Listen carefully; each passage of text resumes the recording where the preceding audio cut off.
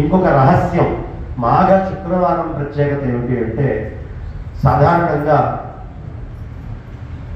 వెంకటేశ్వర స్వామికి ఒకటే ఒక్క రోజు అభిషేకం జరుగుతుంది వారంలో, అది శుక్రవారం రోజు.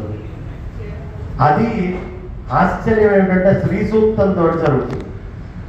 ఇంకా ఆశ్చర్యం ఏమిటంటే 25 మీటర్ల చీరని కడతారు, ధోతి కాదు, స్వామివారికి ఇవాళ రోజున. ఆయనని బాలాజీ అని పిలుస్తారు. బాలా అనే శబ్దం ఆయనకి ఎందుకు వచ్చింది, ఎక్కడి నుంచి వచ్చింది అంటే, అన్నమాచార్య వారు చెప్తారు వెంకటేశ్వర స్వామి వారి గురించి, ఎంత మాత్రమున ఎవ్వరు దలచిన అంత మాత్రమే నీవు. కూరిమితో వైష్ణవులు నేను విష్ణువు అని కొలిచాను. నేను విష్ణుమూర్తి, వైష్ణవులందరూ విష్ణు అని పిలుస్తారు. అదేవిధంగా పరమ భక్తులైనటువంటి శైవులు నిన్ను శివుడు అంటూ కొలుస్తారు.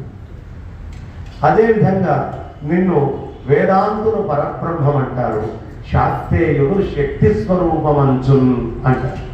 అంటే ఆయనలోనే అన్ని రకాలైనటువంటి దేవతా స్వరూపాలు ఉన్నాయి. ఆ దేవతా స్వరూపము ఏదో ఈ సత్యనారాయణ స్వామి స్వరూపం కూడా. అందుకే ఇక్కడ మొత్తం గోవిందా అనే శబ్దంతో పిలుస్తాం. సత్యం వద, విష్ణుమూర్తిని నమ్ముకుంటే సరిపోదా?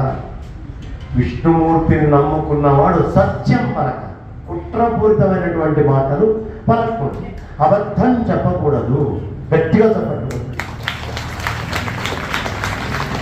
విష్ణుమూర్తిని నమ్ముకున్నవాడు అబద్ధం ఆడకూడదు అని చెప్పడం కోసం, తెలియడం కోసమే సత్యనారాయణ స్వామి అనేటటువంటి పేరుతో ఆ స్వామి వచ్చాడు. అయితే వైష్ణవులందరూ సత్యనారాయణ స్వామిని కొలవరు, నారాయణ స్వామిని కొలుస్తారు.